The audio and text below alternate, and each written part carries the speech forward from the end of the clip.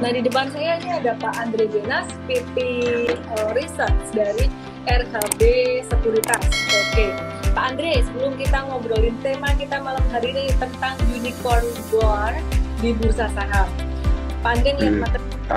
Market sih kalau lihat dari 2 hari, saya lihat kemarin mungkin technical rebound nih. Jadi kalau bisa dibilang mungkin ya technical rebound for some extent iya, tapi secara fundamental sih sebenarnya memang market kita sebenarnya menurut saya personal sih nggak sewajarnya turun dalam begitu ya. Jadi mungkin ada beberapa hal yang saya perlu mungkin kasih tahu ke teman-teman.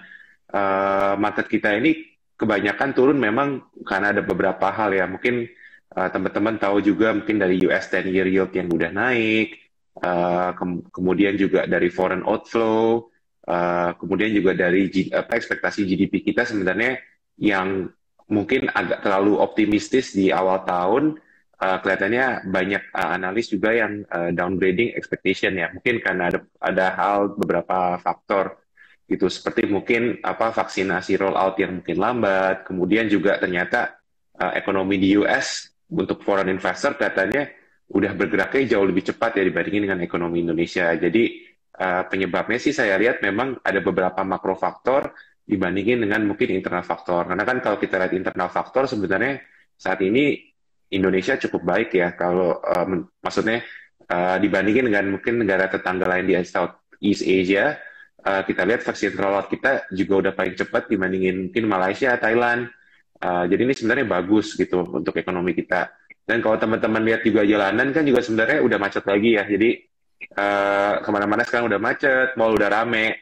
Sebenarnya udah indikasi bahwa ekonomi kita sudah membaik. Cuman unfortunately ya market kita banyak kena foreign outflow. Mungkin dari teman-teman semua sendiri juga ini banyak yang lagi nggak berpartisipasi di market kan. Mungkin ikutnya marketnya mungkin crypto market atau apa. Jadi itu juga membuat volume IISG turun gitu. Jadi banyak faktor sih membuat IISG kita mungkin agak jelek. Tapi kalau lihat 2 hari kemarin market agak sedikit optimistis. Kemarin seperti yang Ellen udah pernah ngomong, kalau BCA turun, ya itu saatnya untuk belilah gitu. Apalagi kemarin kalau teman-teman yang berani nyerok di 29.000, ya itu udah good decision banget ya. Karena I think BCA tiap udah di bawah gitu ya udah pasti saham andalan lah buat teman-teman untuk berinvestasi. Jadi itu sih beberapa faktor yang saya perhatiin mempengaruhi IISG dalam mungkin ya hampir 2 minggu belakangan ini.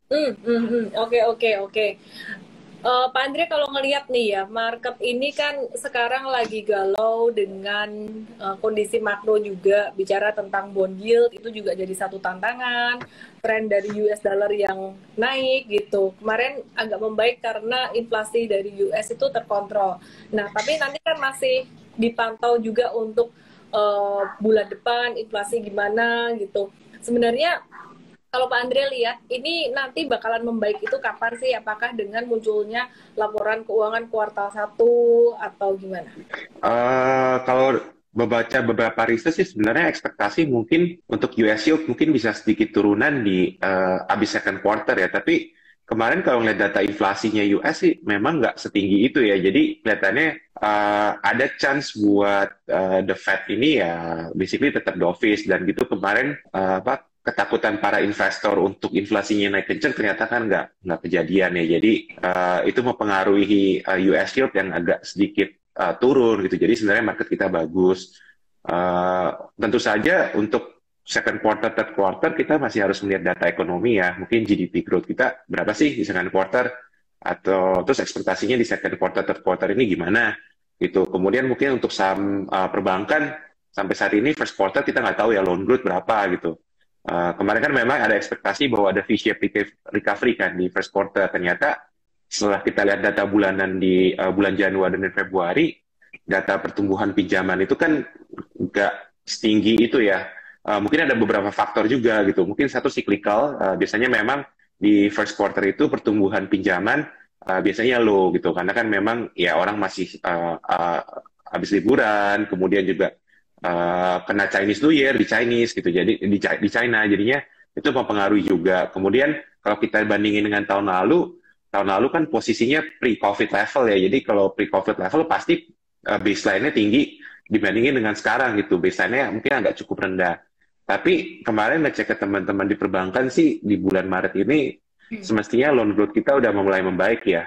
Apalagi dari pemerintah sendiri udah kasih banyak insentif, penurunan PPNBM mobil, kemudian relaksasi VAT properti. Itu kemarin ngobrol sama teman-teman di BCA, mereka bilang expo di BCA itu buat mobil dan motor, kemudian juga rumah laku keras gitu. Jadi ini sebenarnya good indication lah.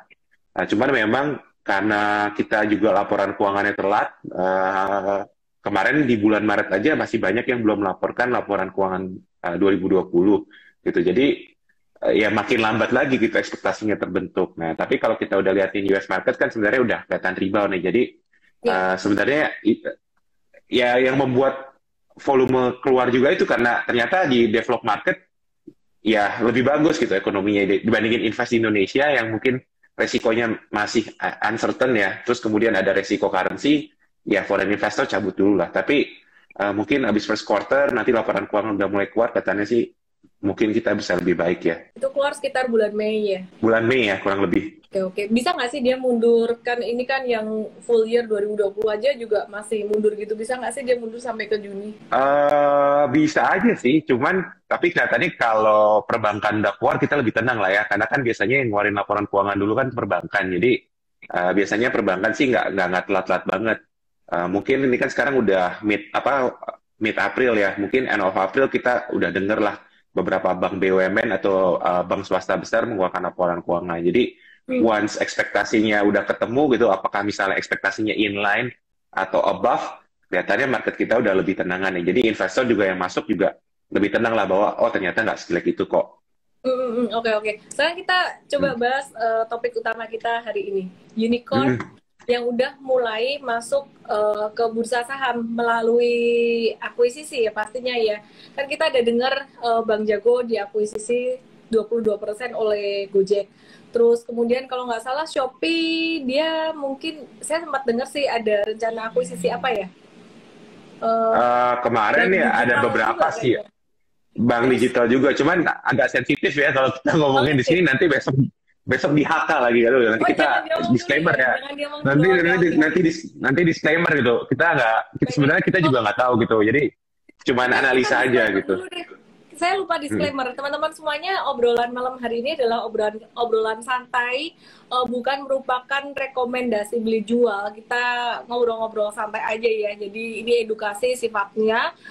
Judulnya hari ini adalah unicorn yang mulai masuk ke bursa saham gitu. Bursa unicorn mulai masuk ke bursa saham bersama Pak Andre Benas dari RHB Sekuritas dan juga saya Ellen. Oke. Mungkin ini dulu. Jadi kita ngomongin yang Ellen udah download Bank Jago belum? Udah launching kan app-nya kan? Jadi mungkin udah download belum. Ya. Jadi mungkin bagi teman-teman yang penasaran sama Bang Arto, ya mungkin bisa di-download aplikasinya. Saya juga nggak dibayar sih, cuman ya kan kemarin udah hype banget kan itu sahamnya gitu. Ya kenapa nggak dibuka juga gitu app-nya? Walaupun masih basic, tapi kelihatannya ya bolehlah dari user interface-nya cukup menarik ya. Jadi ya inilah disebut era digital Indonesia, ya bisa dimulai dengan Bang Arto inilah kelihatannya. Oke. Terus kita hari ini mau bahas tentang tadi Arto kan udah sempat kita bahas beberapa kali, tapi kalau mau dibahas lagi apa sih?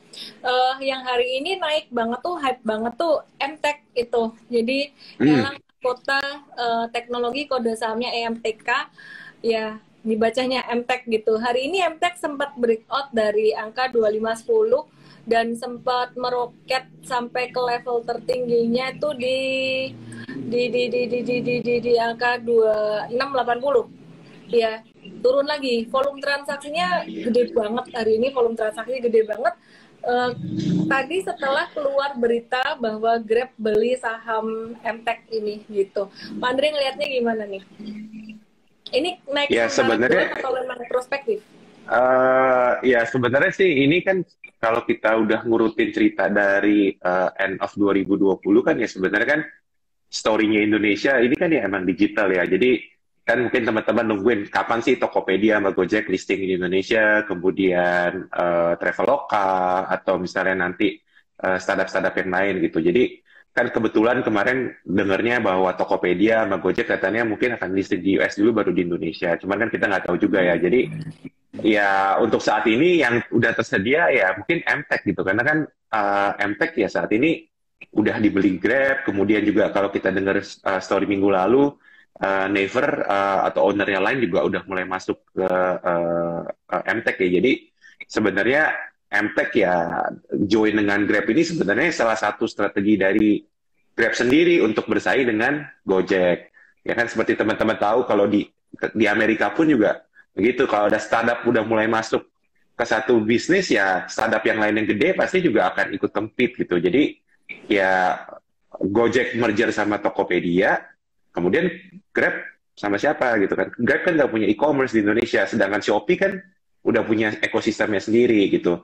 Nah, yang tersisa siapa untuk di Grab ini ya mungkin ya karena MTech adanya Bukalapak ya, dan Bukalapak itu kan bisa dibilang Big Four lah ya di Indonesia gitu. Jadi sebenarnya rasional juga sih buat mereka untuk masuk ke Bukalapak. Karena kan kalau kita lihat Tokopedia udah punya gabung dengan Gojek, untuk last mile delivery-nya nanti pakai Gojek lah pasti. Walaupun sebenarnya nanti ada pilihan mungkin Grab juga, cuman kan otomatis dari segi user interface pasti Gojek yang akan lebih diuntungkan kan. Jadi ya apalagi nanti si Gojek udah terikat dengan Tokopedia, of course lah priority utama pasti nanti dari Gojek. Nah sedangkan untuk Shopee, kalau teman-teman lihat sekarang sendiri udah mulai kelihatan kan Shopee Food gitu kan. Terus kalau kita lihat di mau jalan-jalanan udah banyak orang yang pakai jaket Shopee juga gitu. Jadi mereka udah develop, mereka punya last mile delivery juga. Nah sedangkan Grab ya kan nggak ada e-commerce ya, jadi ya kenapa nggak join dengan Bukalapak gitu. Jadi that's the interesting story sih sebenarnya. Walaupun kalau ngomongin valuasi, ya pasti teman-teman bilang, kayaknya Bukalapak kita jarang pernah pakai gitu. Tapi secara valuasi ya mereka juga unicorn gitu. Mungkin bagi teman-teman yang udah mulai tiba-tiba sejak pandemi ini mulai main hobi, sebenarnya Bukalapak itu jadi lebih sering gitu. Jadi kalau saya dulu juga jujur nggak pernah beli di Bukalapak, tapi semenjak pandemi udah mulai ada hobi baru, kayaknya kelihatannya di Bukalapak itu kayaknya banyak barang hobi. Jadi ya saya juga mulai pakai Bukalapak. Jadi which is ini menarik lah sebenarnya story-nya. Nah ini kira-kira sinerginya apa ya? Mungkin ini juga masih belum belum dikasih tahu sama emiten juga. Kapan-kapan saya mau mulai juga bareng MTech gitu.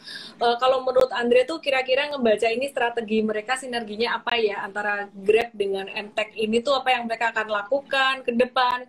Kalau ngelihat kayaknya akuisisinya tuh cuma 4% gitu loh, beda dengan Gojek yang ambil saham Bank Jago atau Arto tuh 22%, lumayan gitu. Jadi nanti ke depannya kayak gimana kira-kira? Sinerginya ya ini kan apa ya? sebenarnya sinerginya tadi aku udah cerita sih. Jadi yang pasti last mile delivery ya. Jadi kan karena kan Grab ekosistemnya juga supir juga udah banyak, motor, mobil. I think itu salah satunya. Kemudian juga pasti nanti dari food juga. Kemudian kan Grab punya OVO kan. Nah, ini kan nanti ada kemungkinan kan juga mungkin OVO bisa merger sama Dana gitu. As you know, OVO market share-nya juga bisa dibilang jauh lebih, menurut saya ya, kayaknya lebih besar OVO dibandingin Gojek gitu. Nah, Dana ini kan sebenarnya kalau kita trace back 3-4 tahun yang lalu, Dana sebenarnya cukup agresif ya. Cuman unfortunately kelihatannya mereka kalah kompetisi dengan OVO dan GoPay gitu. Jadi ya kemungkinan merger ada gitu. Jadi satu mungkin last mile delivery, kemudian dari ekosistem payment. Nah nanti kan dari payment ini otomatis lari lagi ke fintech gitu kan. Lari ke fintech ya prospeknya juga banyak gitu. Ada nanti banking, insurance, wealth management. Jadi sebenarnya sama lah kayak Gojek dengan Arto gitu. Pokoknya kalau saya sih lihatnya apa yang udah dilakukan kompetitor pasti kompetitor lain akan niru ya. Jadi I think itu mungkin kedua. Kemudian juga dari Grab ini kan juga pengen jadi super app ya. Jadi kalau kita lihat sebenarnya di MTech itu kan it's a media company gitu. Media company yang punya traditional media sama new media. Mungkin kelihatannya kecil 4% dari MTech gitu. Tapi sebenarnya ya mungkin ini karena awal juga gitu kan, nggak ya mungkin agak beda gamenya. Tapi saya sih ngeliatnya sebenarnya ini positif gitu. Karena kan di MTech juga banyak banget gitu. Apalagi di MTech udah ada same juga hospital network gitu. Jadi kalau teman-teman buka app GoPay kan juga udah ada Halodoc gitu-gitu kan. Jadi ya nanti at the end of the day Grab is a super app. Jadi nanti ya bisa ada telemedicine-nya juga. gitu. Nanti apalagi nanti bisa disambungin ke rumah sakitnya si Same ini, karena networknya Same itu kan Omni ya. Omni Hospital juga ada cukup banyak. Kemudian dari MTech sendiri pun juga udah punya video.com. Ya nanti sebenarnya bakal jadi super app yang saya rasa juga eh, gede lah potensinya. Cuman memang yang paling gampang mungkin teman-teman lihat ya satu last mile delivery dari Grab itu sendiri, kemudian juga mungkin dari payment yang akan nanti lari ujung-ujungnya akan lari ke digital bank. Oke, oke. Teman-teman, saya juga mau bahas untuk teknikalnya MTech dulu ya. MTech tuh hari ini tadi breakout dari level 2.500, 2.500 teman-teman. Kalau mau beli sebenarnya ya best price-nya angka itu, angka 2.500 itu. Serem nggak sih beli di ketinggian kayak gini?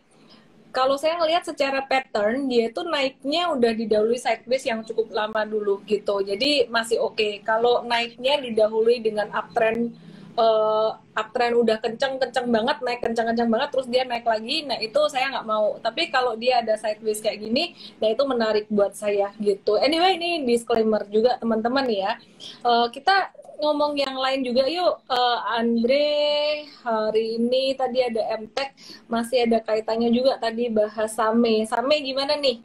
Kalau Same sih sebenarnya hospital business ya. Kalau mungkin kalau ngomongin valuasi teman-teman lihat PE ya mahal ya, tapi semuanya hospital ya emang mahal. Jadi mungkin matriksnya agak susah ya mungkin bagi teman-teman karena kan lihatnya EV EBITDA, mungkin nggak semuanya bisa ngitung EBITDA. Tapi kalau saya sih lihat Same ini ya mungkin lebih ke ekosistemnya si Grab ya nantinya ya. Jadi mungkin ya sekarang hospital biasa kayak teman-teman tahu lah bisnis healthcare kan juga lagi bagus sebenarnya karena kan ada apa banyak kita datang ke rumah sakit sekarang nggak hanya mungkin untuk sakit tapi kan kadang-kadang kita tes lab kemudian juga healthcare kan jadi lebih health conscious ya gara-gara pandemi ini. Jadi kelihatannya memang ke depannya ya orang akan menjadi lebih health conscious. Jadi ini sebenarnya similar trend sih kalau kita lihat di US market pun juga yang banyak naik ketika kemarin saham habis kolaps juga healthcare gitu. Jadi sebenarnya apa yang udah terjadi di US ya pasti akan terjadi di Indonesia gitu. Tinggal timingnya aja kapan. Nah kalau secara valuasi ya of course semua healthcare business mahal, tapi balik lagi ke depannya ya ada sinergi lah nanti dengan MTech ini. Oke. Ini sebenarnya udah ada di berita banyak loh. Enaknya dibahas nggak ya? Shopee Apa mau nih? akuisisi apa? Tapi belum ya. Nggak boleh ya? Ya Kalau boleh. Shopee ya nggak tahu sih, Shopee sih kayaknya udah lama ya. Cuman Iya. ya balik lagi ini sih sebenarnya hubungannya udah sama sih dengan ekosistem ya. Jadi ya semua orang berlomba dengan untuk masuk ke Indonesia lah. Basically kalau kita lihat ekosistem Indonesia bisa dibilang ya ketinggalan jauh gitu dibandingin dengan China, dibandingin dengan US gitu. Jadi ibaratnya Indonesia ini ya masih early stage banget ya. Jadi memang jadi sasaran empuk para unicorn ini untuk masuk ke Indonesia gitu. Kalau mungkin di Amerika kayak adoption internet udah 80-90%, terus di China udah mulai 70%, Indonesia ya bisa dibilang masih kecil banget kan yang di digitalize gitu. Jadi Benar. ya dengan adanya pandemi ini sekarang sebenarnya mempercepat mungkin kejadian digital di Indonesia tuh mungkin nggak kejadian di tahun 2021, mungkin masih 2023 atau 2024, tapi dengan adanya pandemi di 2020 ya otomatis jadinya semua dipercepat sih. Jadi ya kita beruntung juga lah. Mungkin di satu sisi ya pandemi juga nyebelin buat kita, tapi di satu sisi ya kita jadi adoption buat digital yang lebih cepat gitu. Iya, oke. Aku disclaimer dulu ya teman-teman ya. Ini aku bukan berarti mau rekomen saham ini, enggak. Cuman memang kalau kita baca-baca berita, ini udah ada kabar-kabar ya gosipnya sih. Kayaknya Shopee, ini disclaimer juga ya, saya nggak tahu benar atau enggaknya. Dia tertarik mungkin akuisisi BNBA gitu. Tapi ya ini aku baca di CNBC. Ya, jadi kemungkinannya ada gitu. Tapi untuk saham BNBA sendiri juga sekarang kayaknya lagi suspend atau gimana ya ini ya, candle-nya Kayaknya kemarin suspend deh kayaknya. Kayak Bang kemarin kan hampir sebulan ya suspend ya. Kemudian terus tiba-tiba mereka AGM kan ganti nama jadi Bang Aladin Syariah. Jadi ya sebenarnya kita nggak tahu sih siapa di belakangnya, tapi ya emang story-nya kan ini digital. Apalagi lihat profil komisarisnya yang udah bekas orang OVO, kemudian juga banyak yang orang sudah berkecimpung di bidang teknologi ya. Kalau direksi banknya udah banyak orang teknologi ya kemungkinan besar kan jadi digital bank. Regardless Hmm. siapa yang beli ya gitu. Jadi ya wajar aja sih banyak masyarakat atau investor berspekulasi wah bakal jadi bank digital. Ya segala sesuatu yang berbau digital ya ujung-ujungnya jadi mahal. Oke, oke, oke. Tadi kita udah ngobrolin tentang MTech, kita udah ngobrolin Same juga, terus Arto deh. Arto ini nggak Hmm. dikasih diskon, kemarin diskonnya cuma sampai 10.000. Diskon termurah sih sempet 9.000 berapa ini ya? 8.800 paling murah tanggal 24 Maret, tapi bentar doang habis itu naik lagi. Eh Itu kan pas mau right issue, Ellen. Benar. Oh iya benar ya. Waktu itu red Hmm. issue ya, benar ya. Eh, Ya, Sekarang si Arto ini lagi uji resisten 11.500 dan kayaknya trennya bakalan bakalan naik lagi nih untuk Arto. Andre kalau ngelihat Arto gimana? Arto sih tetap ya, Arto kelihatannya kalau ya bisa dibilang sih, ya kayaknya it's a must own stock ya kelihatannya untuk digital banking ya. Jadi regardless, mungkin kalau teman-teman yang alirannya value ya agak susah masuk gitu. Tapi ya kalau saya sih ngelihatnya Arto ini mungkin it's a good investment juga lah. Mungkin karena kan aplikasinya juga produknya yang tadi aku udah bilang udah mulai launching gitu. Jadi ya kenapa enggak gitu. Mungkin walaupun kalau kita lihat aplikasinya nanti teman-teman komennya cuma gini doang nih biasanya. Waduh, belum bisa narik ATM, belum bisa top up, tapi ya nggak apa-apa, cobain dulu. Karena kan ini basically kalau kita di startup udah ada viable produknya kan. Jadi teman-teman yang udah investasi juga nggak kecewa, wah ternyata ini produknya udah ada gitu. Nah apalagi kemarin ada beberapa foreign house juga kan sebenarnya upgrade Arto ya ke angkanya yang cukup menggiurkan di sekitar 15.000 ya apa harga TP-nya mungkin untuk the next one year gitu. Walaupun ada yang ngomong wah earning siapa ya nggak ada earnings lah. Deposit aja juga belum punya banyak gitu. Tapi sebenarnya kan ekspektasi digital juga tinggi gitu. Iya. Kalau saya lihat sih prospeknya masih cukup bagus, walaupun mahal, tapi ya mungkin teman-teman bisa coba aja lah download aplikasinya, suka atau enggak, ya nanti mungkin dilihat dari sini gitu. Oke, sorry anak saya ngintip tadi pengen tahu ini siapa sih Ah, yang ngomong gitu. Dia belajar saham juga gitu. ah, Oke, oke, oke. Oke, oke oke. lah, nice lah. Hmm.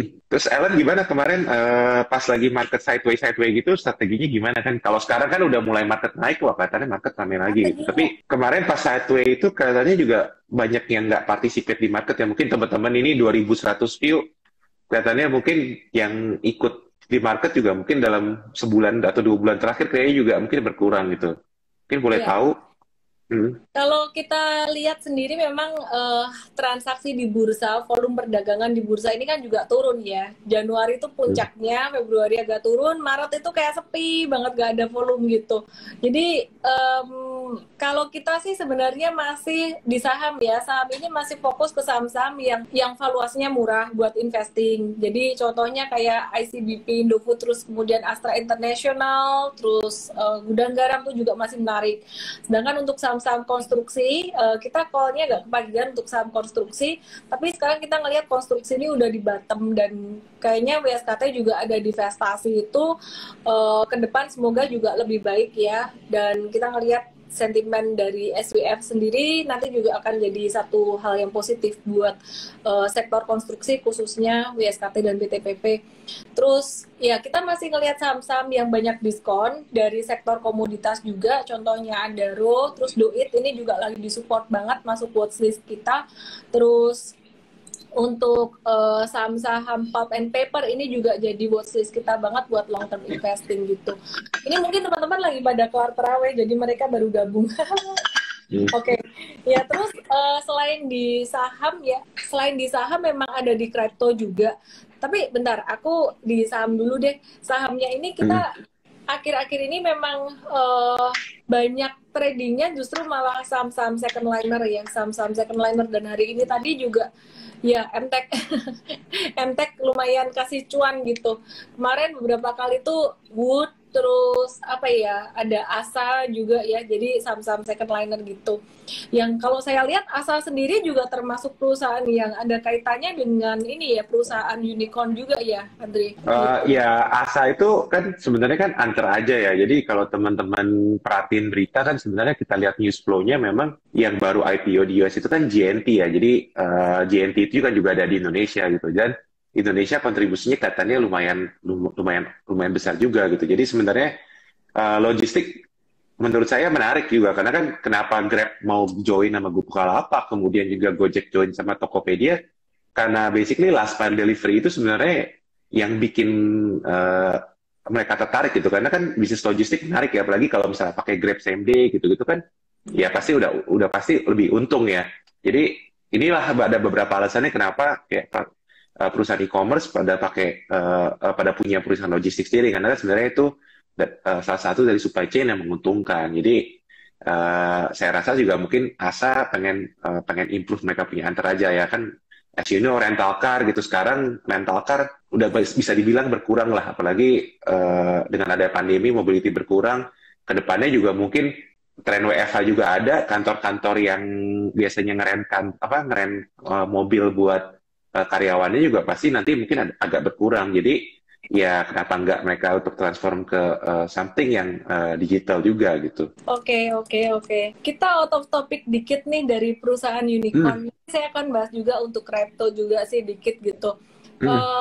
Kalau Andre ngelihat Wood gimana? Integra? Wood sih sebenarnya kemarin kan karena story-nya kan yang banyak dari import dari US ya, jadi mungkin ada improvement di sana. Kalau kita lihat sih sebenarnya ini hubungannya dengan ya perekonomian di US juga gitu, cyclicality-nya di US gimana gitu. Dan kalau kita lihat data ekonomi di sana kan cukup bagus. Jadi sebenarnya mungkin ada demand untuk home improvement. eh, Ya sebenarnya ini katalis juga lah ya buat Wood.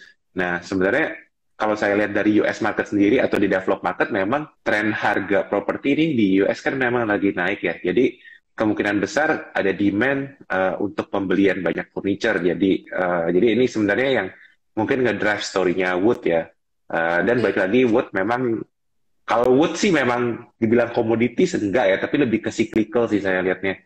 Jadi ini ada hubungannya dengan ekonomi rotation juga sih. Oke. Andre ada trading crypto nggak? Ini aku baru ngecek Trading win-nya terbang nih. Win-nya apa? terbang. Oh ya, dia trading kripto sih dulu pernah trading ya. Jadi tapi cuman baru recently ya baru mulai aktif lagi gitu. Jadi ya I think just following the hype aja ya. Jadi I think for me kalau buat saya sih kripto is another asset class lah. Jadi mungkin kalau harus kelihatannya adopsinya juga semakin ke depannya semakin bagus ya. Jadi mungkin kalau di 2018 kelihatannya adopsinya kan memang masih agak kurang ya. Tapi 3 tahun down the road ternyata adopsinya semua orang udah makin cepat gitu. Jadi ya I guess crypto ya is another asset class. Cuman memang ya volatility-nya tinggi sih. Jadi memang dari secara money management juga harus lebih disiplin juga dibandingin dengan saham gitu. Karena kan kalau nyangkut di crypto ya kadang-kadang koin segitu banyak screeningnya gimana ya. Jadi ya Iya. ya mesti pinter-pinter lah. Kalau saya sih ngelihat nih cerita-cerita aja ya, bukan berarti saya suruh teman-teman trading di kripto, enggak gitu. Tetap saham masih sangat sangat potensial untuk jangka menengah, jangka panjang. Untuk kripto sendiri nih, aku justru ngelihatnya gampang milihnya gitu. Simpel sih kayak di saham, kita cari yang aktif aja gitu. Kemarin ya ini hari ini Win naik sekitar 20%-an lebih. Ini kalau saham auto reject atas nih, Andre. Nah, udah. Kalau Udah di kripto happy. kayaknya, kalau di kripto sih to the moon aja sih itu. Iya. Ya, jadi ntar aku minta tim update nih. Wah, tolong diupdate kriptonya. Win USDT. Oke. Ya ini yang menarik juga yang lain CHZ USDT. CHZ USDT ini juga teman-teman, tapi disclaimer ya teman-teman ya. Aku sih masuk di sini gitu. Kemarin juga nungguin Win. Kenapa sih Win terus BTT gitu. CHZ USDT hot gitu. Karena kayak kebiasaan di saham ini kebawa ke kripto gitu. Kenapa? Aku carinya yang masih sideways, yang belum naik, yang lagi di bawah, yang belum naik. Hot juga hari ini naik lumayan gitu. Anyway, congrats teman-teman di Entred juga ada ada sedikit bimbingan advisory untuk kripto, nggak seintensif saham, tapi semoga juga bermanfaat gitu. Ini ada pertanyaan nih, investor retail di growth investing seperti Arto sebaiknya hold sahamnya berapa lama? Wah, pertanyaan yang sulit. Jadi ya kalau growth ya balik lagi. Mungkin kalau dari segi awam sih gini aja ya ngelihatnya. Mungkin teman-teman udah download belum gitu. Kalau misalnya udah download, lihat aplikasinya kelihatannya kayaknya nggak bagus, terus gainnya udah banyak, ya kalau saya sih kalau udah nggak nyaman misalnya dengan produknya ya mungkin jual aja gitu. Tapi kalau teman-teman baru download, baru lihat, wah fungsinya baru deposit gitu. Belum ada fitur-fitur yang lain gitu. Dan kelihatannya prospeknya teman-teman percaya bahwa fiturnya bagus ya, kenapa nggak disimpan aja gitu, ngeliat dulu gitu sampai performance-nya di laporan keuangan gimana. Kalau ngeliatin laporan keuangan pasti first quarter 2021 mau sampai first quarter 2021 pasti perusahaannya bleeding deh, karena basically nggak ada earnings kan, jadi ya udah nggak bisa dilihat. Tapi sebenarnya kan saham itu kan sebenarnya ekspektasi future earnings ya dijadiin harga sekarang gitu. Ternyata harga sahamnya udah 11.000, udah book value-nya tinggi. Ya baik lagi kalau mau lihat company perform atau enggak ya mesti sabar dulu lah gitu, karena kan belum kelihatan produknya. Jadi kalau menurut saya kalau udah nggak nyaman dengan produknya buang aja, tapi kalau masih nyaman dengan produknya ya simpen-simpen aja lah, apalagi kalau yang pegang dari harga 4.000 ya. Jadi menurut saya nothing tulus lah. Ya itu sih, aku juga setuju. Yang punya modal bawah ya dia yang menang gitu. Makanya di kripto tuh aku juga sama seperti di saham, aku nggak mau ngejar-ngejar yang udah di harga atas. Aku masuknya yang masih di bawah kayak gitu. Ya akhirnya jalan juga gitu. Asalkan kita belinya bukan di bawahnya yang nyungsep gitu. Cuman kita lihatnya tuh kayak pola-pola. Aku sukanya pola-pola pennant habis naik terus turun dikit. Terus bicara tentang Arto, hold berapa lama? Kalau kamu punya modal bawah banget dan sekarang istilah kata mungkin udah cuan 100% ya hold to hold aja. Kalau punya modal atas ya sekarang sih masih bisa hold, masih bisa naik ya, tapi jangan terlalu banyak juga belinya. Kalau aku lebih ke MTech tuh baru jalan hari ini dan dia sideways-nya lumayan panjang, bangun fondasinya tuh lumayan panjang, jadi ya follow the trend. Saya pakai strategi follow the trend. Jadi trend nanti kita nggak tahu apakah akan nge-swing atau follow the trend, ya kita lihat sikon aja nanti. Anyway, mungkin kuncinya untuk Arto itu kali mungkin kan harga right issue kan sekitar di 8.000 sampai 9.000 dan jadi mungkin kalau tiba-tiba harga sahamnya jeblok ke bawah sana ya mungkin ya udah mesti dilihat lagi ya, dianalisa balik ya. Tapi kayaknya nggak bakal sampai segitu sih. Terakhir ini aku lihat patternnya udah gini lagi, udah naik lagi. Ya, makanya kan kalau dari segi teknikal juga udah mulai naik ke atas, terus fundamental juga nggak bisa dijelasin dengan earnings dan masih ada story-nya, kenapa enggak gitu, karena kan ya aku ngelihat fundamentalnya Arto kok nggak bisa ya kita ngelihat earnings apalagi yang dari masa lalu gitu. Kalau aku sih ngelihatnya lebih ke story kedepannya, dia di akuisisi Gojek ini pasti udah berubah cara mainnya gitu.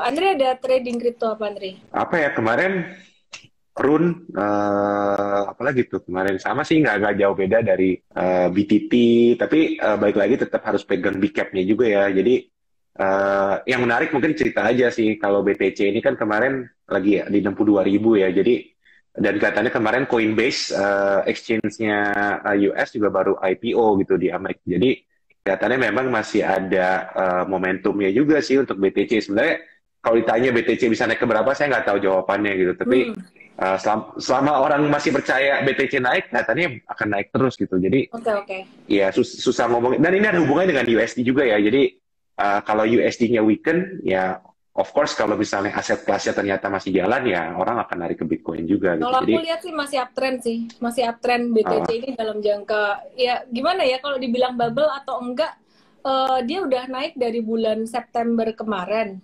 Oktober tepatnya, kayak saham sih naiknya. Dibilang bubble atau enggak ya masih uptrend. Kapan kita bisa tahu bubble itu pecah? Kita ngelihatnya dari reversal pattern. Kalau saya ngelihatnya dari reversal pattern itu aja sih.